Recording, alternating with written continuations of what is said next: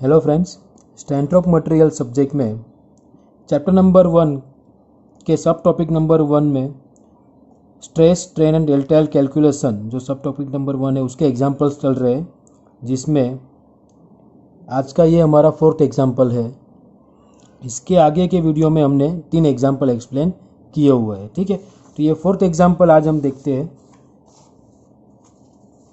तो 4th example क्या है हमारा, ए copper wire of 500 mm length. Solution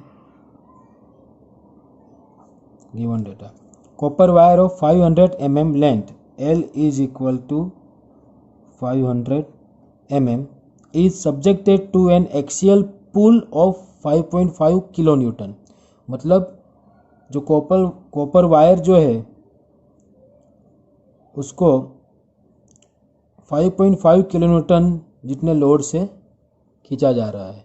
ठीक है, तो कितना, ये क्या हुआ 5.5 किलोन्यूटन, ये हमारा लोड हुआ 5.5 फोर्स किलोन्यूटन। ओके, तो इसको हम न्यूटन में कन्वर्ट करेंगे 5.5 into 10⁻³ newton. Okay, if stress in the wire is not to exceed 70 newton per M square, wire में जो स्ट्रेस प्रोड्यूस हो रहा है वो 70 न्यूटन पर एम स्क्वायर से ज़्यादा प्रोड्यूस नहीं हो रहा, तो ये हमारा क्या हो गया, stress.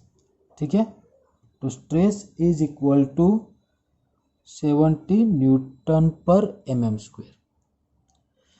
Find the diameter and elongation of wire, तो क्या फाइंड करना है हमको, डायमीटर फाइंड करना है और इलोंगेशन मीन्स के वायर में कितना, वायर की लेंथ में कितना चेंज हो रहा है, इलोंगेशन। ओके, उसकी लेंथ कितनी बढ़ गई है वो। E is equal to Young modulus, E is equal to 1 into 10⁻⁵ newton per M square. Okay, इतना डेटा हमको दिया हुआ है। डायमीटर और डेल्टाइल हमको फाइंड करने के लिए बोला है। डायमीटर तो बोला, ये elongation means change in length. Okay, ये जो एग्जाम्पल है वो डिप्लोमा मैकेनिकल इंजीनियरिंग स्टूडेंट्स के स्ट्रेंथ ऑफ मटेरियल सब्जेक्ट में विंटर 2018 का क्वेश्चन पेपर जो है उसमें ये एग्जांपल आया था 3 मार्क्स में। ओके, तो अभी इसको हम सॉल्व करेंगे। तो ये सॉल्व कैसे करेंगे हम, तो हमारे पास लेंथ दिया हुआ है, ओके, P दिया हुआ है, लोड, स्ट्रेस दिया हुआ है और यंग मॉड्यूलस दिया हुआ है। ठीक है, तो ये जो सब टॉपिक नंबर 1 है उसमें कौन सा फॉर्मूला हम यूज़ करते हैं, तो ये 3 फॉर्मूला जो है वो हम यूज़ करते हैं। सब टॉपिक नंबर 1 के एग्जाम्पल सोल्व करने के लिए हमको ये 3 फॉर्मूला जो है उससे हम सोल्व करते हैं। ठीक है, तो अभी हमको डी फाइंड करना है। तो डी कौन से फॉर्मूला में आता है, तो डी तो हमको पता है, एरिया जो है π/4 डी स्क्वेयर, वो एरिया फाइंड करेंगे तो हमको डी होगा तो एरिया फाइंड करेंगे। ठीक है, तो इसका मतलब डी फाइंड करने के लिए हमको क्या चाहिए, एरिया। तो एरिया कौन सा फॉर्मूला में है, स्ट्रेस। तो stress is equal to load upon area, तो हमको एरिया फाइंड करना है। इसके लिए हमको क्या चाहिए, लोड एंड स्ट्रेस। तो स्ट्रेस हमारे पास है, हाँ, तो स्ट्रेस की वैल्यू हमको दिया हुआ है, और लोड हमारे पास है तो लोड भी हमारे पास है। इसका मतलब स्ट्रेस और लोड दोनों हमारे पास है, तो हमको क्या मिलेगा, एरिया मिल जाएगा। ठीक है, एरिया मिलेगा तो इसकी वैल्यू हम यहाँ पे रखेंगे, तो ये फॉर्मूला से हमको क्या मिलेगा, डायमीटर, जो हमारा फर्स्ट फाइंड करने के लिए बोला हुआ है। ठीक है, तो सबसे पहले वो फाइंड कर लेते हैं। तो कौन सा फॉर्मूला लगाएंगे अभी हम, सबसे पहले स्ट्रेस वाला। ओके,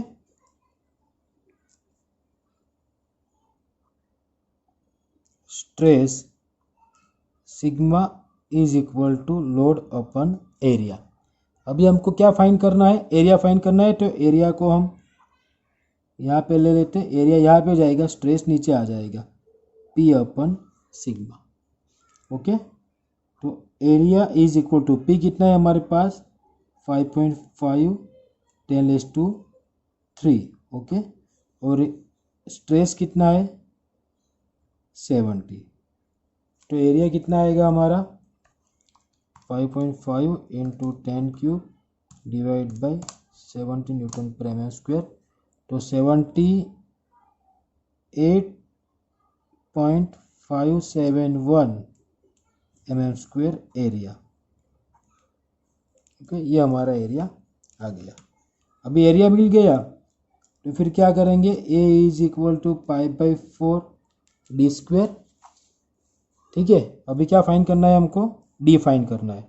तो क्या करेंगे, ये 4 यहाँ पे जाएगा, तो 4 into a divide by pi is equal to d square. तो 4 इंटू एरिया कितना है 78.571 divide by pi is equal to d square. Okay, तभी इसको हम सॉल्व करेंगे। तो 4 into 78.571 divide by pi is equal to 100.039 is equal to d square. D square is equal to ये हो गया। तो डी फाइंड करने के क्या करना पड़ेगा, हमको रूट करना पड़ेगा। तो root answer is equal to, तो ये हो गया D is equal to 10 mm। Okay, D is equal to 10 mm। इसका मतलब जो कॉपर वायर है, कॉपर वायर का डायमीटर कितना होगा 10 mm होगा।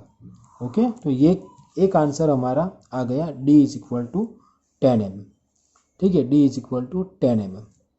अभी दूसरा क्या फाइंड करना है, डेल्टा एल। तो डेल्टा एल फाइंड करने के लिए हमको कौन सा फॉर्मूला यूज करना पड़ेगा, स्ट्रेन वाला। Strain is equal to delta L by L.